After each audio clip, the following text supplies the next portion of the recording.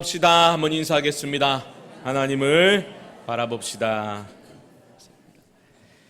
오늘은 믿음의 가정을 세우는 교회라는 제목으로 하나님 말씀 증거하겠습니다. 어떻게 설 연휴를 다들 잘 보내고 계십니까? 제가 그렇게 오래 살았다고 말씀드릴 수는 없겠지만 제가 이렇게 따뜻한 설날은 처음인 것 같습니다. 이렇게 따뜻할 수가 있나, 이런 설날은 처음이지 않나, 그런 생각을 하게 됩니다. 이래 둘러보니까 또 명절을 맞이해서 방문한 우리 반가운 얼굴들도 보이고 하는데 이런 생각을 하게 됩니다. 우리가 이렇게 한자리에 모여서 함께 예배 드릴 수 있다는 것이 얼마나 큰 은혜인가, 그런 생각을 하게 됩니다. 특별히 올해 우리 2020년 우리 교회 표어가 믿음의 가정을 세우는 교회인데, 이 시간에는 우리가 한번 그 말씀이, 그 표어가 공허한 구호에 그치지 아니하고 어떻게 하면 우리 삶에서 구체적으로 열매로 발견할 수 있을까, 누릴 수 있을까, 그것을 하나님 말씀을 통해서 한번 확인하고 마음에 새기는 시간이 되었으면 좋겠습니다. 특별히 우리 가운데도 가정적으로 어려움을 겪고 있는 분들도 계실 수 있겠죠. 그렇지만 우리가 하나님의 말씀이 기준임을 기억하면서, 아이고 나는 이미 애들 다 키웠는데, 그래도 우리 교회 공동체 안에는 여전히 다음 세대가 일어서고 있고, 우리가 그들을 위해서 기도할 때도 분명한 하나님 말씀을 기준으로 우리가 기도하고 축복해야 할 일인 줄 압니다. 그런 마음으로 우리가 하나님 말씀에 귀를 기울이면 좋겠습니다. 오늘 본문은 우리가 올해 성광교회 우리 성도님들이 암송하셔야 될 그러한 구절입니다. 그래서 우리는 새벽 기도에 참석하신 분들 아시겠지만 새벽 기도회를 시작하기 전에 우리 다 함께 성경 암송을 하는데, 올해 암송 구절이 바로 오늘의 본문입니다.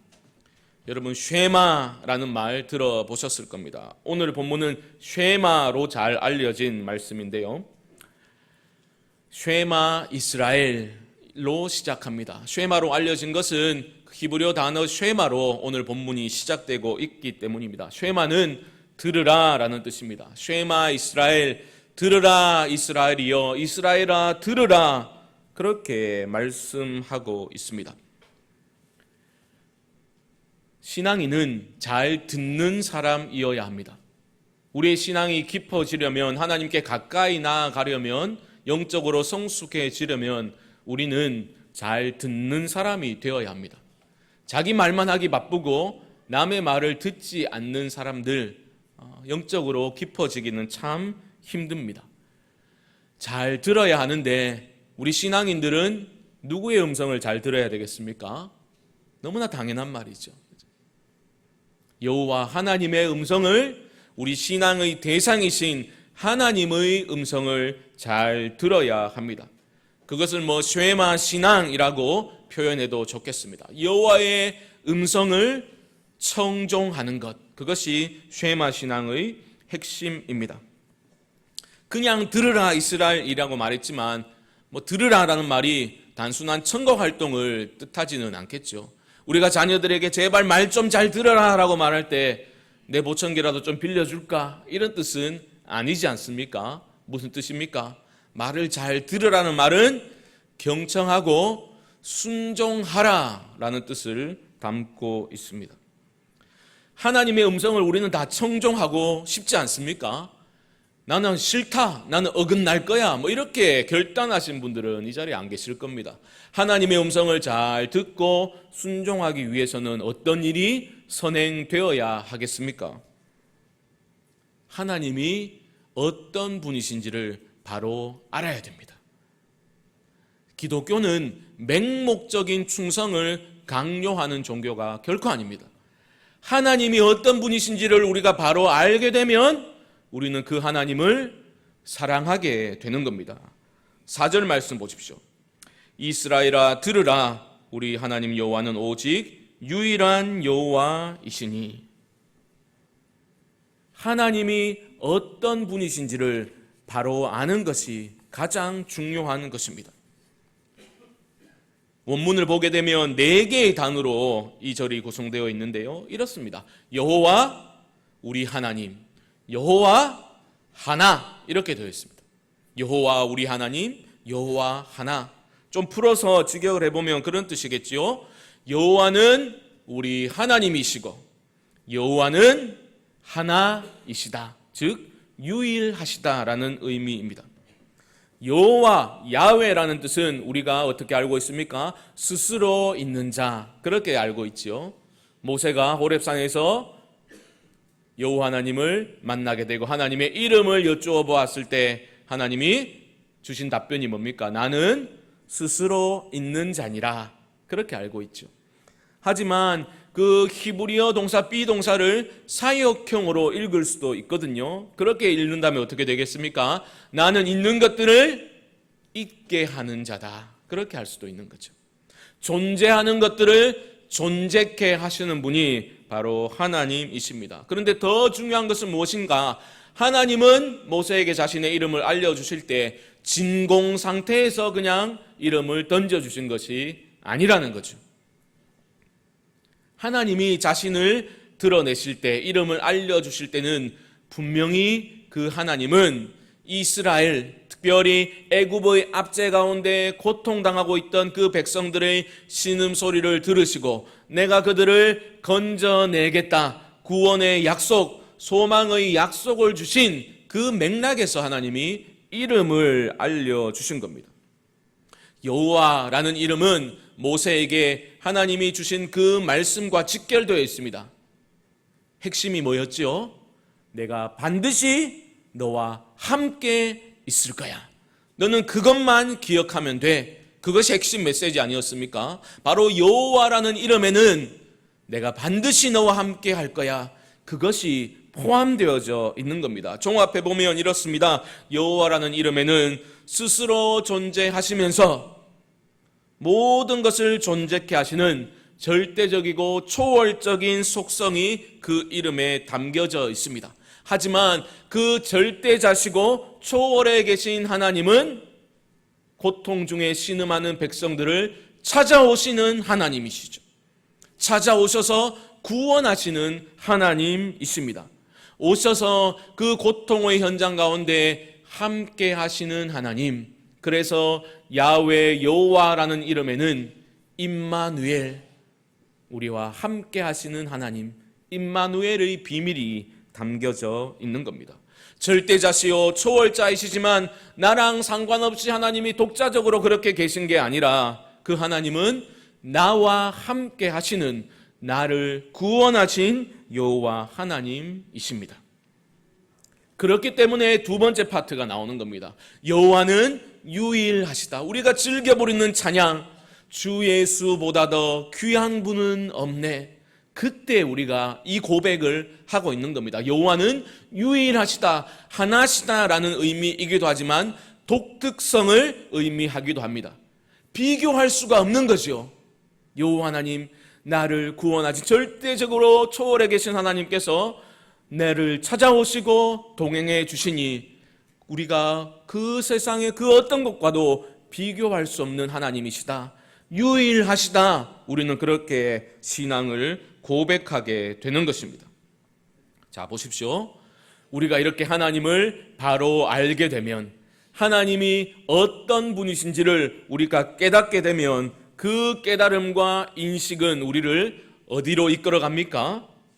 모세는 두 가지를 강조하고 있는데요. 첫 번째는 바로 5절에 나오고 있습니다. 5절 보십시오. 너는 마음을 다하고 뜻을 다하고 힘을 다하여 내 하나님 여호와를 사랑하라. 여러분, 우리가 하나님이 어떤 분이신지를 우리가 제대로 깨닫게 되면 하나님을 사랑하지 않을 수 없는 것입니다. 하나님을 향한 우리의 마음이 냉랭해지고 신앙이 미지근해지고 차갑게 식어졌다면 우리는 하나님이 누구신지를 제대로 알고 있지 못한 것입니다.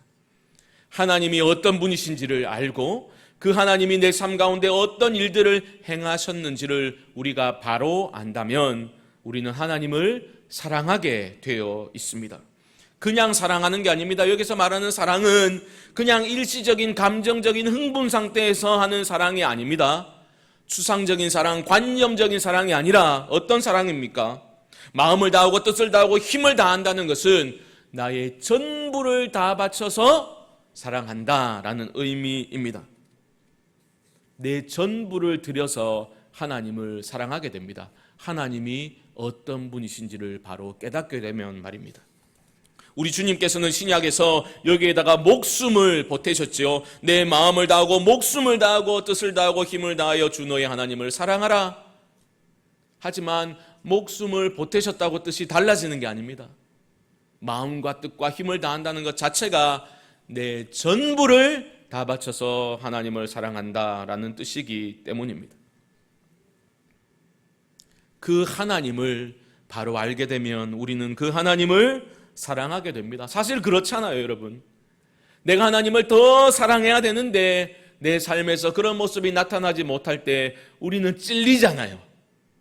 그렇지 않습니까? 마음에 찔림이 있지 않습니까? 신앙 양심의 가책을 받지 않습니까? 내가 더 하나님 사랑해야 되는데 우리가 헛된 것들을 더 추구하고 그런데 마음이 기울어져 있음을 발견할 때 우리는 하나님께 죄송스러운 마음이 생기지 않습니까? 역으로 보면 그런 찔림이 있다는 것은 우리의 신앙이 아직 살아있다라는 반증이 되기도 하겠지요. 하지만 어찌 우리의 신앙생활이 계속해서 후회와 찔림만 지속되어야 하겠습니까?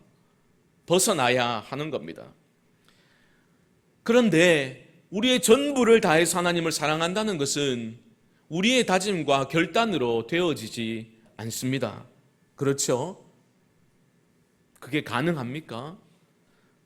하나님을 우리가 억지로 사랑할 수는 없는 겁니다. 그리고 하나님은 우리가 억지로 사랑하는 것을 원치 않으십니다. 하나님을 바로 알아야 돼요. 하나님의 은혜를 내가 깨달아야 합니다. 그 은혜를 깨달을 때 우리 안에 감사가 일어나게 됩니다. 하나님을 신뢰하는 믿음이 생기기 시작합니다. 상황을 초월하여서 내 삶을 바라보고 계시고 나와 함께 그 아픔의 현장에 동행하시는 그 하나님을 발견하게 된다면 우리는 그 하나님을 사랑할 수 있게 되는 것입니다. 꼭 기억하십시오. 첫 번째가 무엇이라고요?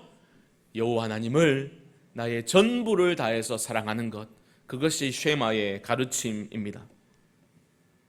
하나님은 먼저 우리를 사랑해 주셨지 않습니까? 그리고 우리를 사랑하셨을 뿐만 아니라 우리를 포기치 않으시겠다 약속을 주셨고 언약 관계로 우리를 초청해 주셨습니다. 여러분, 언약 관계 안에서 사랑한다는 것은 무슨 의미겠습니까? 순종한다라는 의미입니다. 사랑이라고 쓰고 순종이라고 읽으시면 됩니다. 사랑하면 순종할 수 있습니다. 아니, 사랑할 때만 순종할 수 있습니다. 그렇지 않습니까? 여러분, 정말 내가 사랑하는 대상이 있다면 그 대상이 원하는 것 내가 그렇게 해주고 싶어 하지 않습니까? 그것을 해줌으로써 내가 더 기쁜 것, 그것이 사랑의 비밀 아니겠습니까? 하나님은 우리에게 먼저 사랑을 보여주셨고 은혜를 베풀어 주셨고 너희가 나를 사랑하고 순종하면 더 큰 은혜를 부어주겠다 약속하셨습니다. 이렇게 말씀하셨죠. 나를 사랑하고 내 계명을 지키는 자에게는 천대까지 은혜를 베푸느니라. 잘 보십시오. 나를 사랑하고 따라 나오는 게 뭡니까?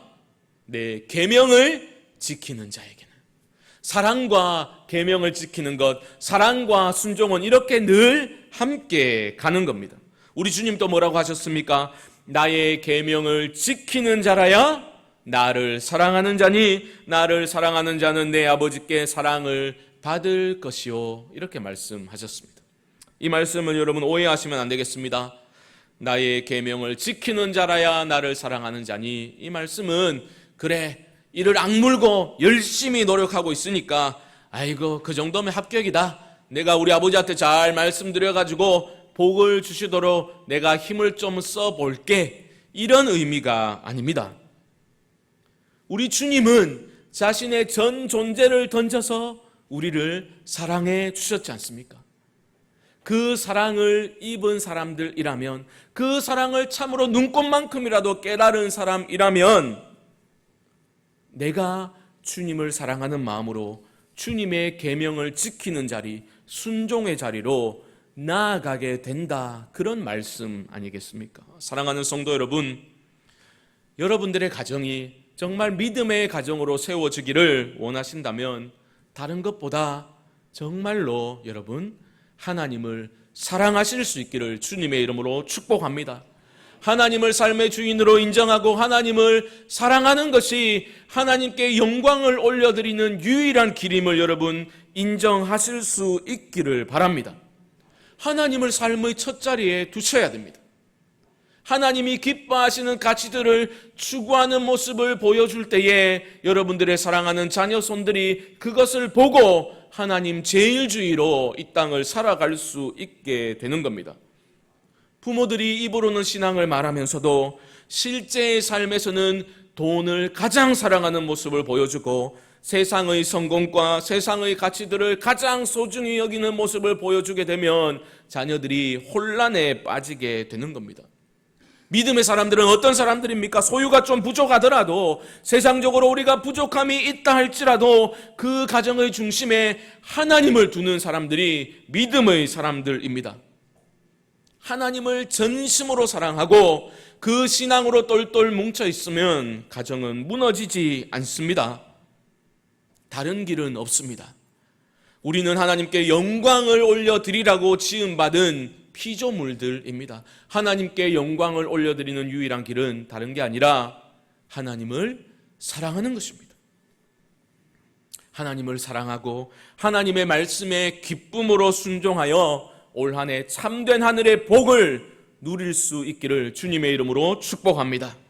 두 번째로 하나님을 전심으로 사랑하는 것에 이어서 이스라엘 백성들이 들어야 할 명령은 바로 말씀을 가까이 하는 것입니다. 우리는 하나님을 사랑한다 하면서 여러분 사랑을 어떻게 표현하고 계십니까? 눈에 보이지 않는 하나님을 사랑하기 위해서는 우리에게 주어진 하나님의 말씀을 가까이 하는 것, 그것이 기본 중의 기본입니다. 하나님의 말씀을 가까이 하지 않고는 우리는 하나님을 사랑할 수가 없습니다. 할 수 있다고 생각하는 그런 사랑은 일시적인 사랑, 나의 감정의 흥분 상태에서 나오는 즉흥적인 사랑이 될 수밖에 없는 겁니다. 하나님의 말씀을 가까이 하고 그 말씀을 곱씹어 묵상하고 계속해서 마음에 새길 때에 성령께서 우리 안에 역사하실 줄 믿습니다.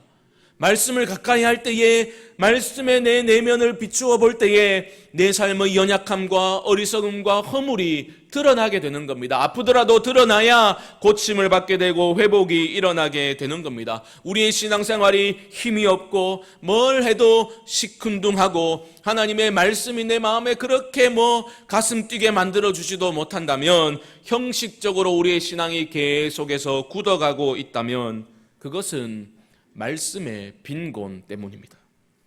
어떻게 하면 좋겠습니까? 6절 말씀 보십시오. 오늘 내가 네게 명하는 이 말씀을 너는 마음에 새기고. 하나님의 말씀을 여러분 마음에 새기셔야 합니다. 하나님의 음성을 듣는 쉐마 신앙은 자꾸 엉뚱한 데 돌아다니면서 내가 하나님 음성을 직접 들었다, 이렇게 주장하는 사람들을 인해서 일어나는 일이 아닙니다. 우리가 말씀을 마음에 새기면 그 말씀을 통해서 하나님이 우리 마음 가운데 하나님의 음성을 들려주시는 겁니다. 그렇게 하나님의 뜻을 알려주시는 겁니다. 말씀을 마음에 새기셔야 돼요. 말씀을 마음에 새긴다라는 것을 직역하면 마음에 있게 하고라는 뜻입니다. 말씀이 우리 마음에 있게 하는 겁니다.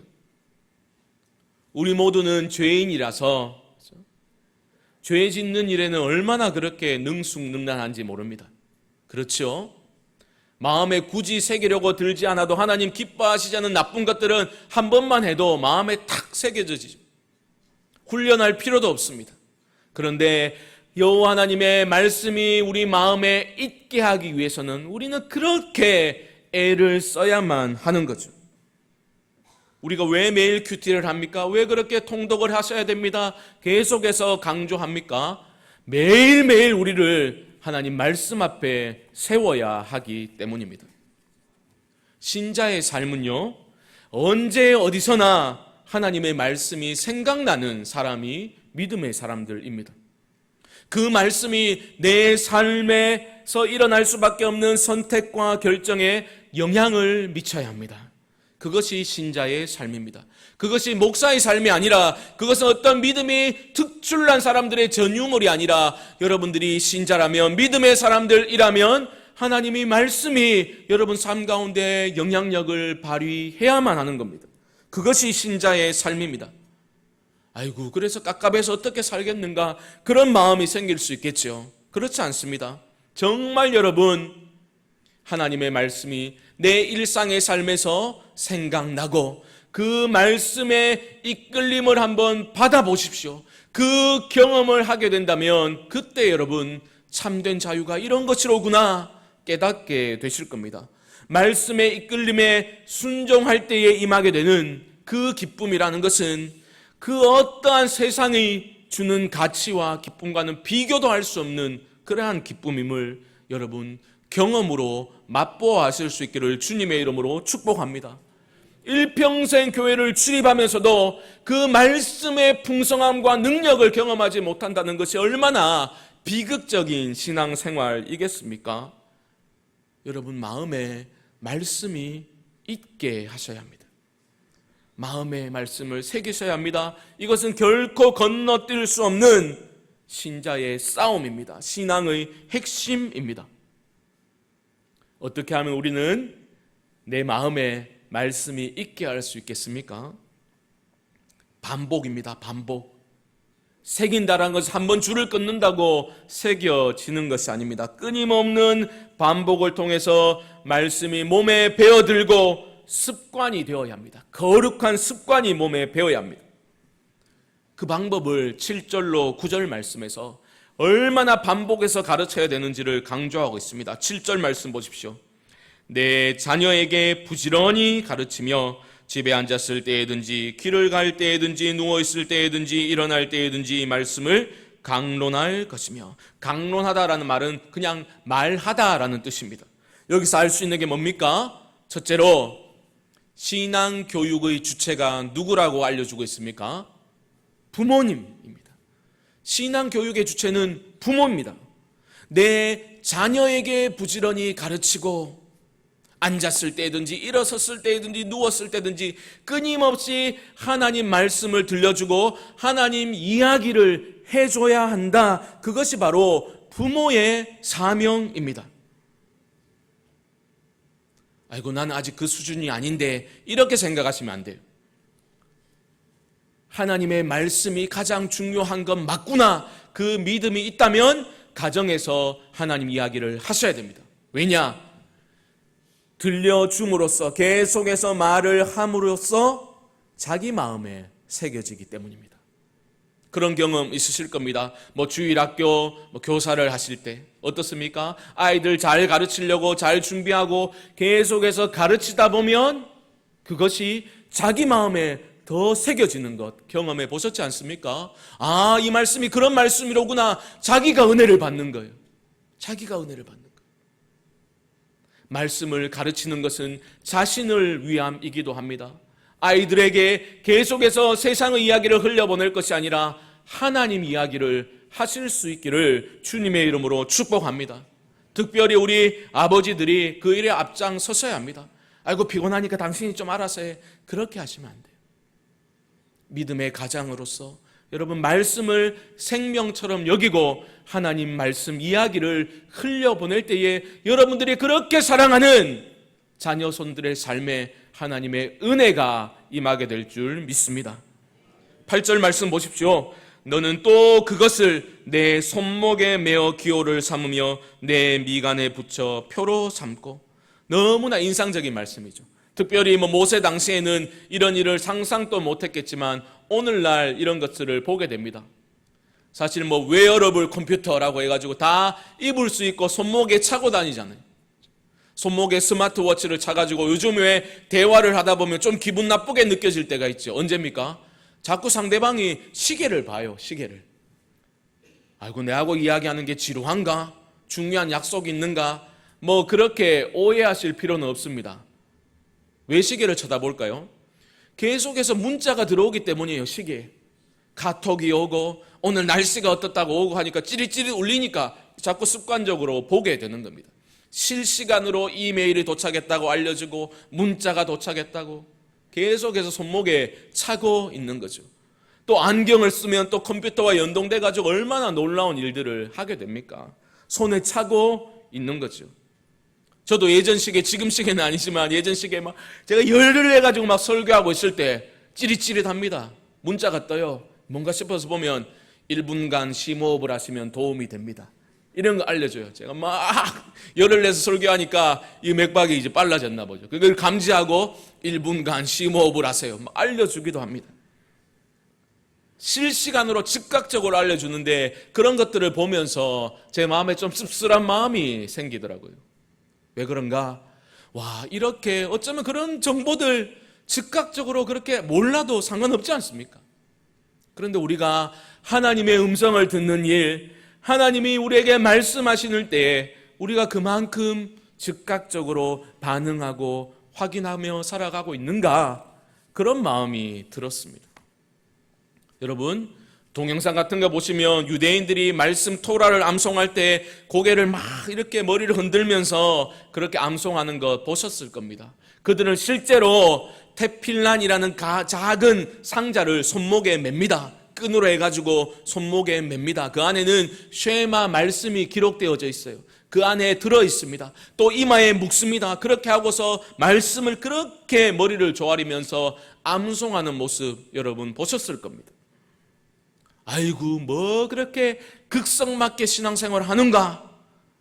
극성맞다라고 말하기 전에 우리는 얼마나 하나님의 말씀을 가까이 하며 살아가고 있는지, 말로는 생명이다, 신앙이 제일 중요하다 말하면서도 우리는 실제의 삶 속에서 하나님의 말씀을 얼마나 가까이 하며 살아가고 있는지 한 번쯤은 점검해 봐야 하지 않겠습니까? 내 자식 세상에서 뒤처질까봐 노심초사하면서 뭐라도 시켜가지고 한 걸음 더 앞서가도록 이끌어주기 위해서는 우리는 그렇게 극성스럽게 노력하면서도 왜 하나님을 바로 알고 우리에게 생명을 주신 그 하나님을 사랑하도록 이끌어주기 위해서 하나님의 말씀을 가르치는 일에는 우리는 왜 그렇게 여유로운지 저는 알지 못하겠습니다. 우리의 여유가 어디에서 나왔는지 모르겠습니다.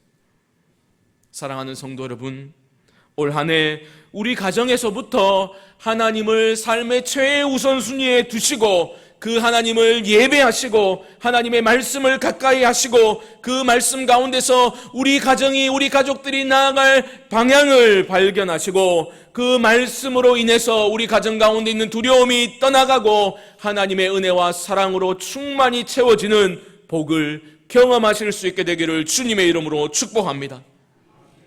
여호와의 음성을 여러분 경청하셔야 합니다. 우리가 귀를 기울여야 할 음성은 그 어떤 대단한 위인들의 의견이 아닙니다. 우리가 귀를 기울여야 할 음성은 끊임없이 내가 알지 못하는 고급 정보를 흘려보내는 옆집 아줌마의 음성도 아닙니다. 우리가 귀를 기울여야 할 음성은 여호와 하나님의 음성입니다. 사무엘의 삶을 보십시오.